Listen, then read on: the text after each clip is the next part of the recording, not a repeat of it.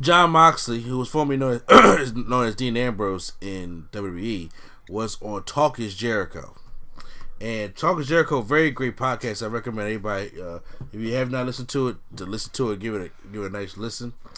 And he actually kind of buries WWE, or as people were saying, and he comes out and just expresses his feelings about WWE.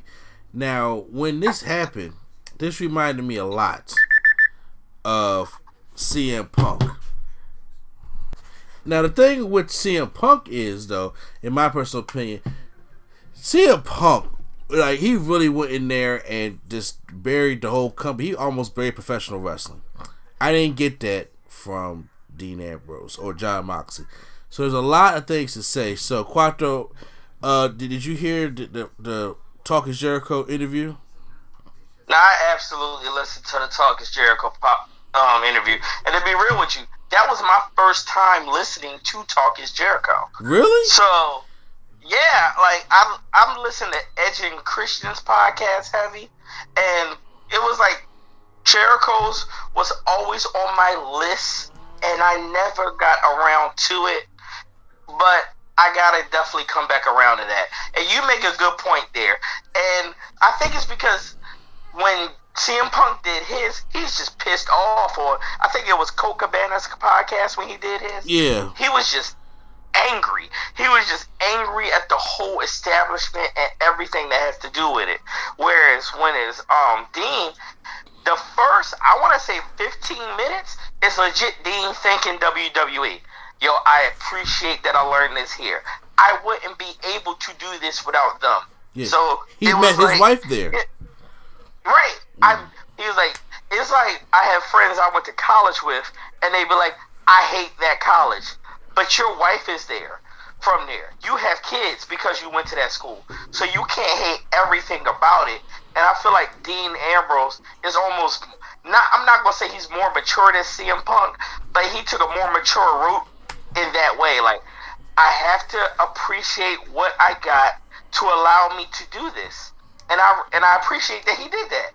Yeah, see, it also, because CM Punk to me came off like a lot of sour grapes, which he had some rights to have. And usually when you're angry at something, no, even people think they may not do it, everybody does it. I do it all the time.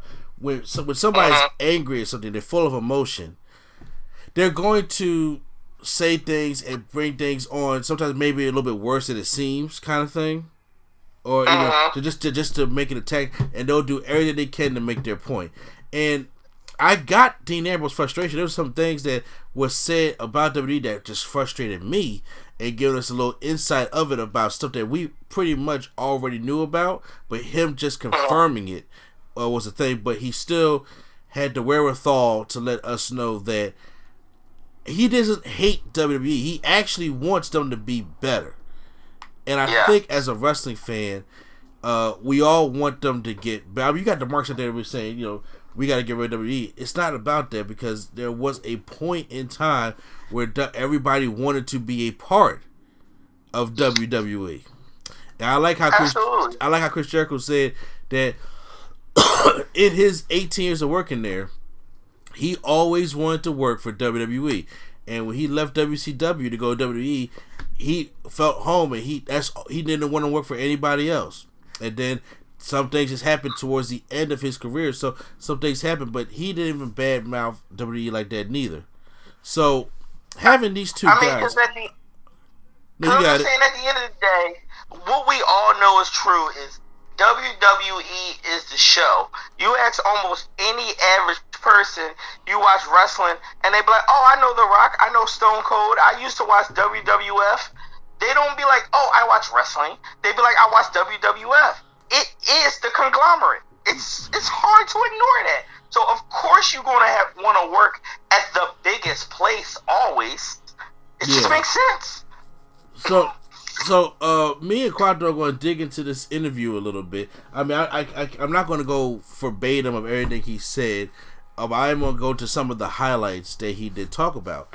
And one of the things was, because, Dean has been there for about 7 years, and it's been a very stressful situation, which I can only imagine by some of the almost horror stories he was telling us, and about the writers, and about how they had to get the script and stuff of that nature. And I'm like, oh my God, I can't imagine.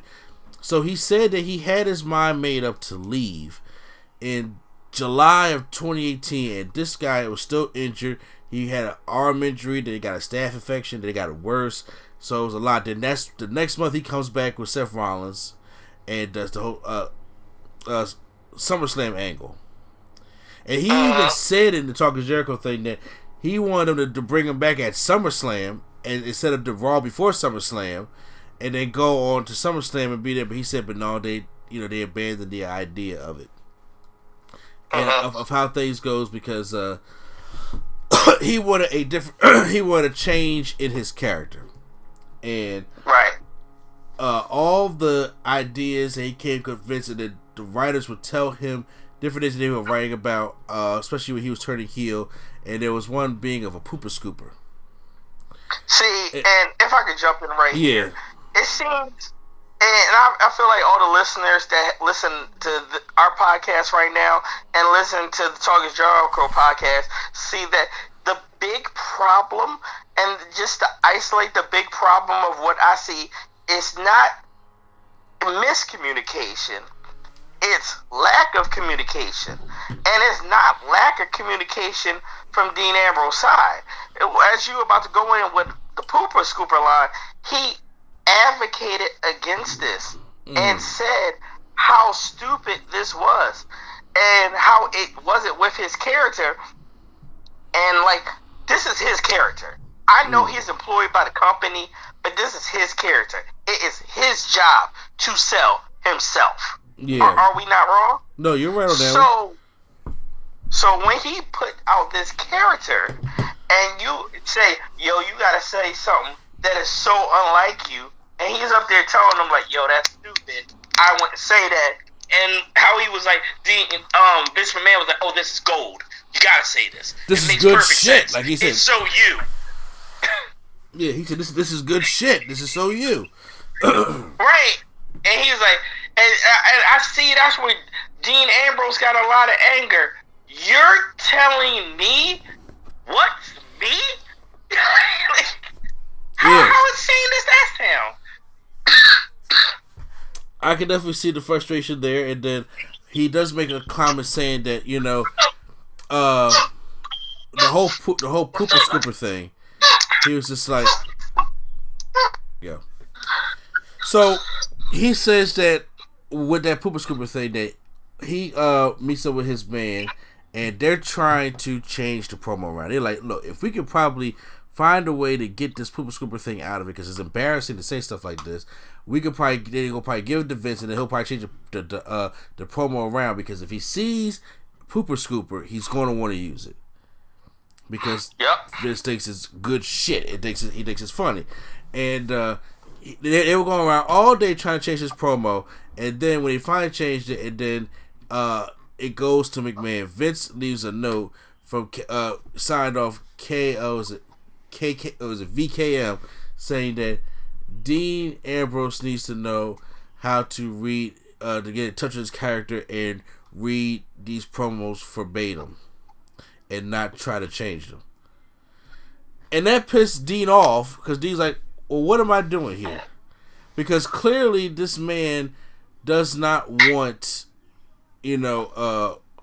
us on here. He said, I'm not an actor. He said, if you got all these writers, and then you don't write for professional wrestlers like that. So if one day you write for actors, right, they read off a script, and once they read off a script, they go perform your show.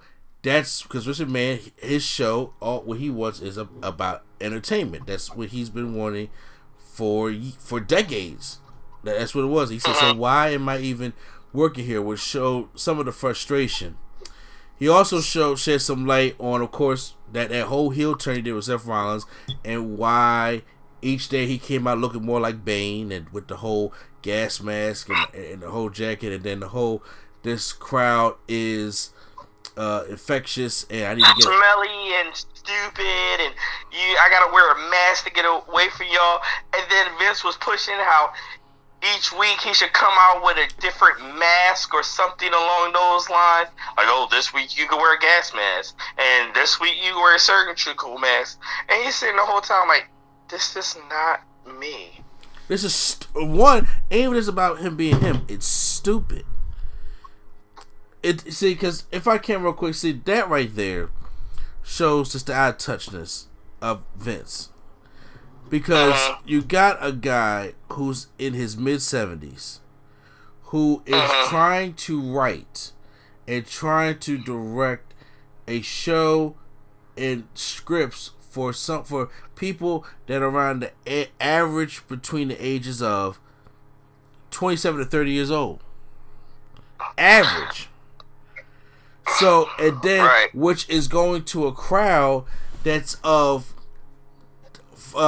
9, 10, 11, 12-year-olds. Dude, to put it in another light, it'd be like Kool Moe Dee writing a song for Lil Yachty. It ain't gonna work. You know what? That kind of comparison, no. You know what I'm saying? Right. It's not gonna work. It's like, yo, y'all from different times. What was funny for you ain't gonna be funny for them. That's just not the move. And Dean does call, or Jon Moxley does call Vince a alleged genius, because he did destroy the territories in the 80s and then put WWE on broadcast television, and then did the whole thing in the 90s. So Vince McMahon has been successful, but the audience changes.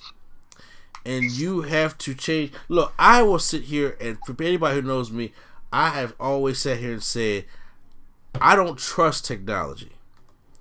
Skynet is a thing to me. So, I don't trust technology, and I don't want to rely on technology. But, I know that I have to learn how to use it. And if I want to be successful, especially on my podcast, on my YouTube channel, I'm going to have to learn how to use the social medias and all that kind of stuff like that to help be more successful, because that's the way the times are going. He has not let that up at all. He has not let that up yet, and that is what's, like Dean said, killing the company. But then John goes off and says, you know, this is why I really knew I was going to leave the company. Because he said it was Raw in Milwaukee in November. Let's see it. Pop quiz. Do you remember what Raw that was, Quattro? The Raw in Milwaukee in November. Is that the one where Roman walked away? No. Well, not walked away, but was it that one? No. This was the Raw that everybody on the internet, I made a whole podcast dedicated to it, calling it the worst Raw ever. And that's when Baron Corbin, Bobby Lashley, and Drew McIntyre stood tall at the end. That's when everybody called that the worst Raw ever. And during that Raw, the Shield, right? Huh? Stood tall over the Shield, right? No, because that was the same episode where Jon Moxley or Dean Ambrose at the time was in the nurse's office getting shots. So I remember now. To get vaccinated away from the crowd. I remember. Yeah. That is where he said, I'm done with this company. I'm done. And seeing that worst Raw, I could understand why. And you know what? He didn't go. He didn't have an attitude. He just told Vince that, said, look, I'm putting my notice in. I'm not going to resign my contract. And he figured that they was going to just probably let him go. No, not let him go. Like, kind of bury him a little bit, not keep him on TV or things of that nature. But the next thing you know, they released a statement saying that Dean Ambrose is going to leave and that, we wish him well. But we don't want him to leave. And he was like, what is going on? He had no idea that was going to happen because WWE never did that before. WWE never did that before. So I can understand why at first everybody thought it was a work. Then they had him try to go do the bury of the Nia Jax thing that didn't go nowhere. And then they put him in a thing with EC3. And even on the Nia Jax thing, he even said, he was like, I appreciate doing it, but they didn't do anything with it. And then, like you said on the EC3 thing, he said, look, I have no problem helping EC3 get his footing. But if I help somebody get their footing, do something with them afterwards. Well, it ain't even that. When they was wrestling on house shows, Dean Ambrose was getting cheered and EC3 was not. And this is probably one of the reasons why EC3 is getting buried today. And because, you know, that buried word is very used very loosely, but when it comes to EC3's case, it fits. Buried is happening. And and Dean said, I knew that was going to happen because they just all turned on EC3. Then we also get to the Roman Reigns cancer thing. So for all y'all who still think that Roman's cancer thing was a work, it wasn't.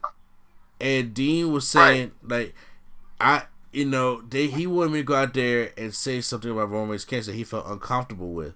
And that was the line that Dean said, that Roman doesn't need to come back and worry about trying to get his championship back or anything. Roman needs to worry about the man upstairs. And that was wild. Yeah. That was wild. And he said as soon as that line left his lips, he already knew this was fucked up. And Vince apparently wanted him to say something that was so bad that it would have lost sponsors. He would have lost. He said he knows that it would have came back on him and he would have lost his job. And he marched right into Vince's office and says, I'm not saying that line. Now, he claims that he said he will tell Jericho what the line was after the show is over, but that's how bad it was. Can you imagine how bad a line had to be that this character like a Jon Moxley or Dean Ambrose can't say it? Right. And and what's wild about that, just to add, throughout all this part of the interview, he was like, look, at the end of the day, I was here for the company. He said Vince would make me and want me to say the craziest stuff, and I would look him square in the eye and say, you're the boss, I'll do it. I've told you how I felt about it, and I don't like it. But if I can't change your mind, by the time I gotta go out there, I gotta go out there and do my job. So for someone to be that straight up with you, that real, and it's so powerful that you can't say it, I couldn't even imagine. I can't imagine what was going to be said in that line. I agree. So, because it reminded me of, I remember when Finley got fired because, what was it? They had The Miz attack somebody during the national anthem at one of these house shows for America, for the troops and stuff. And, of course, he produced that segment. So, who gets fired? Finley. And I could see that if he had said that line, especially when you got WWE that's partnered with Susan G. Komen and a lot of other, healing kids and cancer stuff, they probably would have been like, okay, so what is this all about? And they probably would drop the line, and then Vince would have been like, okay, because Dean said the line, it ain't me, he said the line, we got to get rid of you. And he would have been out of a job. Right. So, I was like, good for him not to say that, even though the Roman Reigns thing, was kind of harsh and stuff like that, because that they wanted him to, of course, get the heat, but like Jon Moxley was saying, that he knows how to, he would stay up, and he was so passionate about professional wrestling that he couldn't wait to cut promos, because he loved promos, and he would go and think, I would say this to this guy, this will happen, we can do this, and he said, now it's the least favorite part of my job is to do promos, especially when you're dealing with this writing staff. He would drive into work and feel pains in his stomach, and he said, you know what, I probably need to look up what this is, because I think I'm depressed. Because depression, for a lot of people who don't know, depression is real. And if you start to get pains, physical pains from this kind of stuff like that, that's when you really gotta take a step back. Like, this is not healthy. And I'm actually glad him, because a lot of people just probably look at it, it's like Dean Ambrose. I'm like, Dean Ambrose was a top guy in this company. Dean Ambrose never moved below the upper middle card, and he was highly popular. So having this guy come out and explain what's going on, imagine what's going on to the guys who are like, no disrespect, but like a Kurt Hawkins, a Zack Ryder, a AOP, guys that can't say anything, can't do anything, and they're not on TV. They're not as popular. Like Mike and Maria Kanellis, who Maria Kanellis already said their contract is up in like 2 weeks. So with them going on a podcast and saying stuff about WWE, they will be looked at like they're sour grapes because they weren't on TV and they are hating on WWE. Kind of like anybody else who look at WWE like Alberto Del Rio or anything of that nature. But having a top guy like Ambrose come out and say, "Look, I'm going to explain to you the toxic situation back there because Vince is killing the WWE." Absolutely, because you hit the nail on the head right there. You need a top guy to say that. And when you say Mike and Maria right there, they were on the main roster. They were kicked down to 205. If I follow Maria on Instagram, her whole thing is positive. We're gonna fight through this. We're gonna make it. We're gonna earn our time. We're gonna show we the best. So if they came out and was sour grapes, everybody gonna be like, "Oh well, y'all was trash anyway." Whereas when Dean Ambrose come out, be like, "Yo, that was trash," they're up there like, "Wait a minute." Mm-hmm. This guy hit. It's not a headline, but it's considered a headliner. Absolutely had a WrestleMania match with a Brock Lesnar. That don't happen to everybody. Exactly. And was WWE champion. Absolutely. Was WWE champion, a tag team champion, an Intercontinental champion, a U.S. champion. So a modern age Grand Slam champion. Mm-hmm. So boys, the problems he was having. And they wasn't listening to him. Not they. We know who we mean by they. And that's crazy. And like the writer said, he said that these writers and everybody is writing a show for one. It ain't about the fans. It's not about Triple H. It's not about any executives. They're writing a show for one. And that's Vince McMahon. To the point, if you don't like it, he'll change it. That's his show. He's the boss. That's the way it's going to be. And like Dean said, Vince is going to die in that chair. Dude, it's wild because it really gives life to what we're seeing or what were called rumors backstage that Triple H is unhappy with the product. After Dean Ambrose coming out speaking, I'm like, maybe that is true. Maybe he does feel that way because this sounds real. Exactly. So when that Talk Is Jericho thing happened, Dean Ambrose also later on, because what I'm going to do is on episode 105 of the No Gimmicks Needed Wrestling podcast, I'm going to talk about part 2 of the Jon Moxley Shoots on WWE segment. Because this is going to be part 1 because it was Talk Is Jericho. Because when the thing ended, I was like, wow, he really went in. But there's some things I want to hear about. So on Wade Keller, everything else he gets into the match with Brock at WrestleMania 32. He gets into his promo that the rivalry that fell through with Mick Foley back in 2012.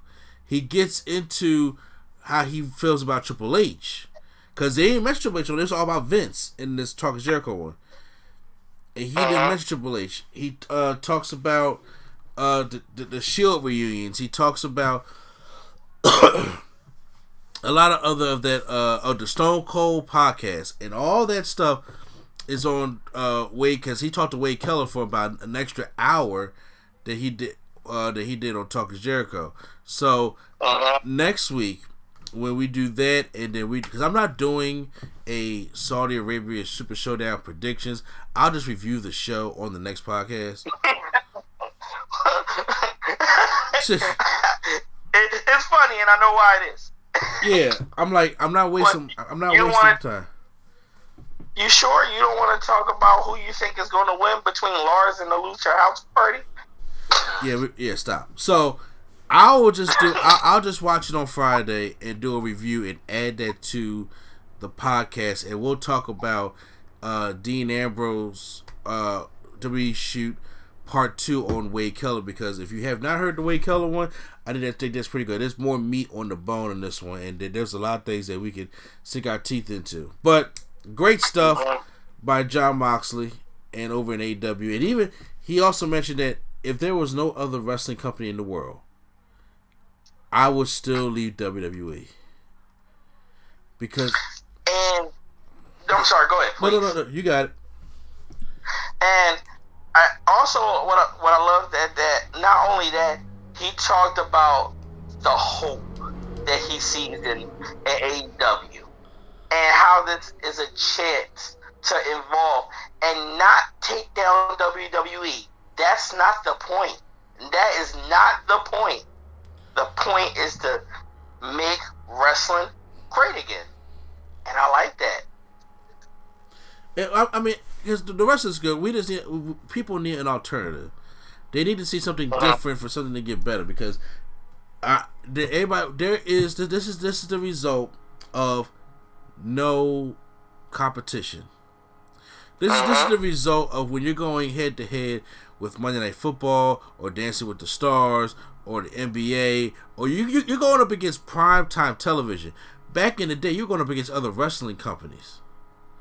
So when Vince McMahon would sit on his high horse, it would be, hey, WCW is doing this, and this. All right, let's take some of them ideas and try it ourselves, or we're going to try some things that ECW is doing.